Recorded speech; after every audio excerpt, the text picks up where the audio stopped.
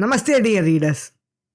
On this auspicious day of Sharanavaratri, we will be reciting the Ashvalayana Krita Dashashloki Saraswati Stuti.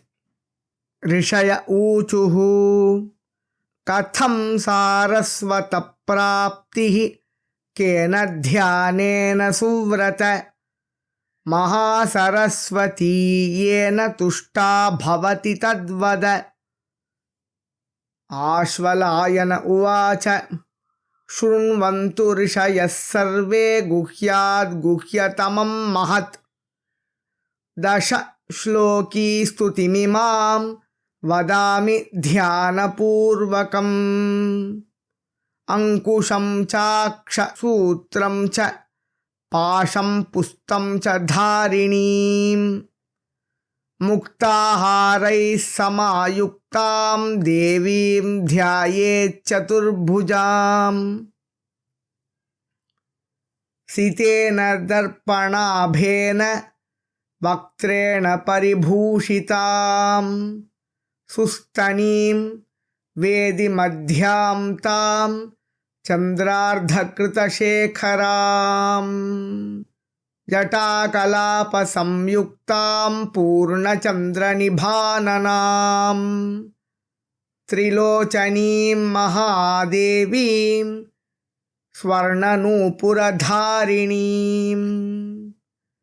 कटकस्वर्णरत्नाढ्य महावलयभूषितां कम्बुकण्ठीं सुताम्रोष्ठीं सर्वाभरणभूषितां केयूरैर्मेखलाद्यैश्च द्योतयन्तीं जगत्त्रयं शब्दब्रह्मारणिं ध्यायेत् ध्यानकामः समाहितः वक्ष्ये सारस्वतं स्तोत्रं वाक्प्रवृत्तिकरं शुभम् लक्ष्मी विवर्धनं चैव विवादे विजयप्रदम् परब्रह्मात्मिकां देवीं भुक्तिमुक्तिफलप्रदां प्रणम्य स्तौमि तामेव ज्ञानशक्तिं सरस्वतीं या वेदान्तोक्ततत्त्वैकस्वरूपा परमार्थतः नामरूपात्मिका व्यक्ता सा मां पातु सरस्वती या साङ्गोपाङ्गवेदेषु चतुष्वेकैव गीयते अद्वैता ब्रह्मणः शक्तिः सा मां पातु सरस्वती या वर्णपदवाक्यार्थस्वरूपेणैव वर्तते अनादिनिधनानन्ता सा मां पातु सरस्वती अध्यात्ममधिदैवं च देवानां सम्यगीश्वरी प्रत्यगात्मेव सन्तीया सा मां पातु सरस्वती अन्तर्याम्यात्मना विश्वं त्रैलोक्यं या नियच्छति रुद्रादित्यादिरूपस्था सा मां पातु सरस्वती या प्रत्यग्दृष्टिभिर्ज्ञानैर्व्यज्यमानानुभूयते व्यापिनी ज्ञप्तिरूपैका सा मां पातु सरस्वती नामजात्यादिभिर्भेदैरष्टधा या विकल्पिता निर्विकल्पात्मिका चैव सा मां पातु सरस्वती व्यक्ता व्यक्तगिरः सर्वे देवाद्या व्याहरन्ति याम् सर्वकामदुघा धेनुः सा मां पातु सरस्वती। यां विदित्वाखिलं बन्धं निर्मथ्यामलवर्त्मना योगी याति परं स्थानं सा मां पातु सरस्वती। नामजात्यादिकं सर्वं यस्यामाविश्यतां पुनः ध्यायन्ती ब्रह्मरूपैका सा मां पातु सरस्वती। यः कवित्वं निरातङ्कं भुक्तिं मुक्तिं च वाञ्छति सोऽभ्यर्च्यैनां दशश्लोक्या भक्त्या स्तौतु सरस्वतीं। तस्यैवं स्तुवतो नित्यं समभ्यर्च्य सरस्वतीं। भक्तिश्रद्धाभियुक्तस्य षण्मासान् प्रत्ययो भवेत्। ततः प्रवर्तते वाणी स्वेच्छया ललिताक्षरा। गद्यपद्यात्मिका विद्या प्रमेयैश्च विवर्तते। अश्रुतो बुध्यते ग्रन्थः प्रायः सारस्वतः कविः। श्रुतं च धारयेदाशु स्खलद्वाक् स्पष्टवाग् भवेत्। प्रख्यातः सर्वलोकेषु वाग्मी भवति पूजितः। अजितः प्रतिपक्षाणां स्वयं जेताधिजायते। अयोध्यैर्वेदबाह्यैर्वा विवादे प्रस्तुते सति अहं वाचस्पतिर्विष्णुः शिवो वास्मीति भावयेत्।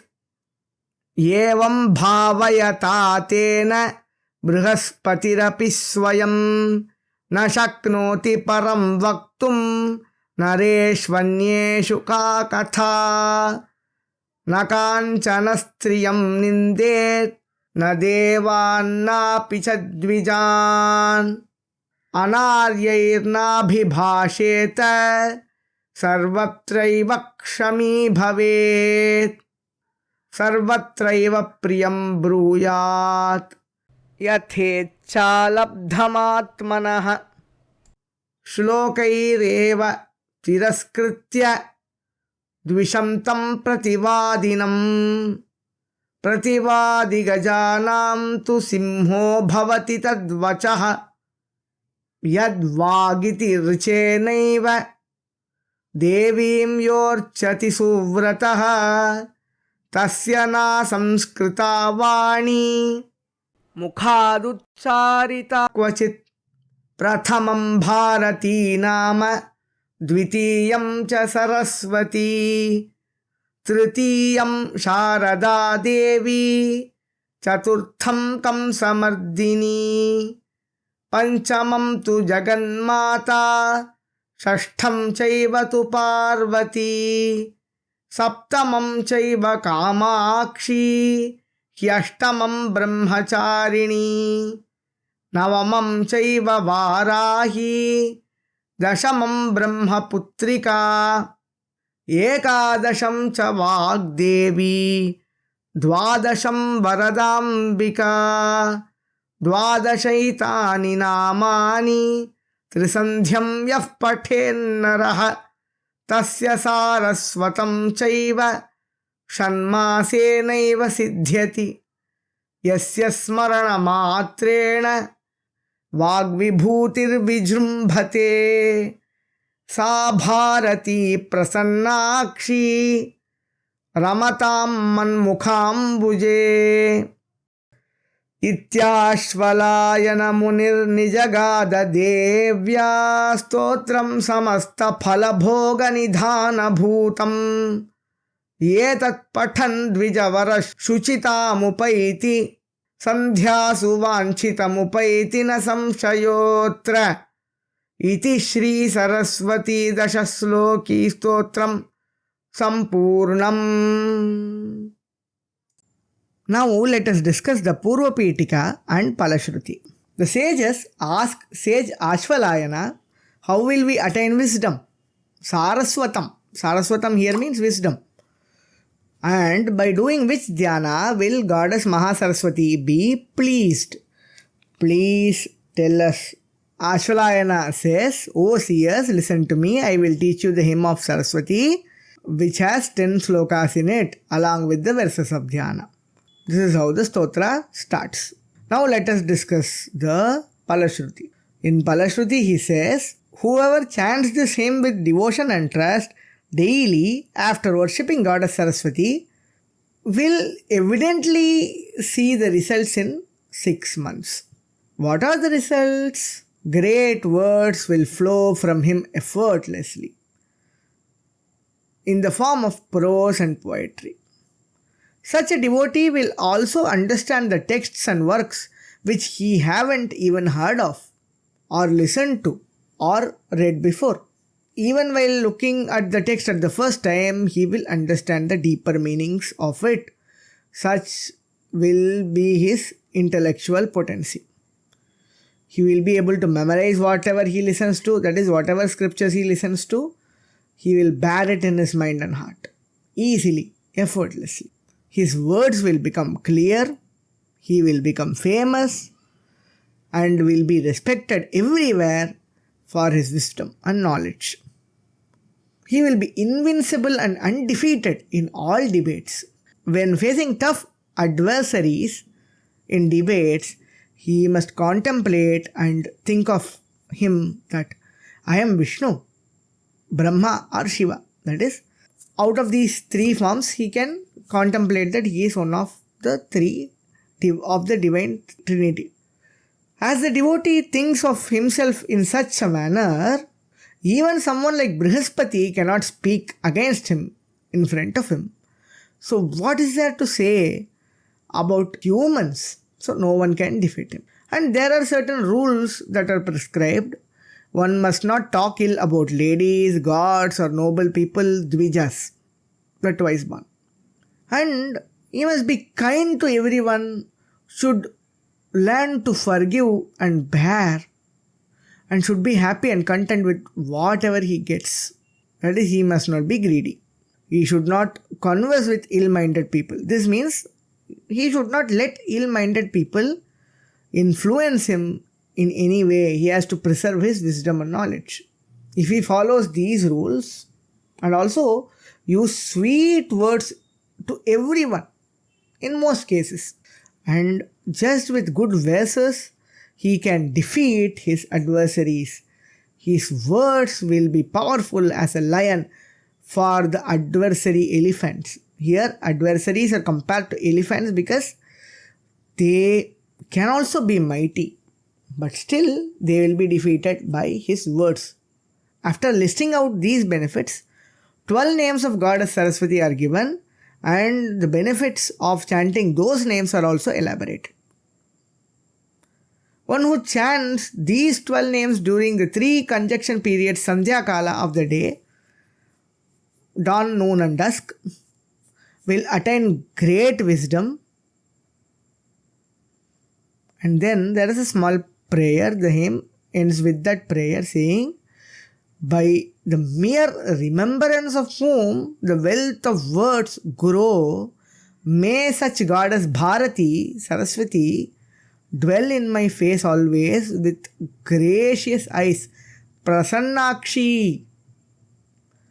Here Prasannakshi is a way to show that the goddess is happy, rejoicing, living in the devotee's face. Thus this hymn of Devi, that is the dwelling place of all benefits and pleasures, was given out by sage Ashvalayana. One who recites this will be purified and attain all desires. There is no place for doubt in this matter. Thank you for listening.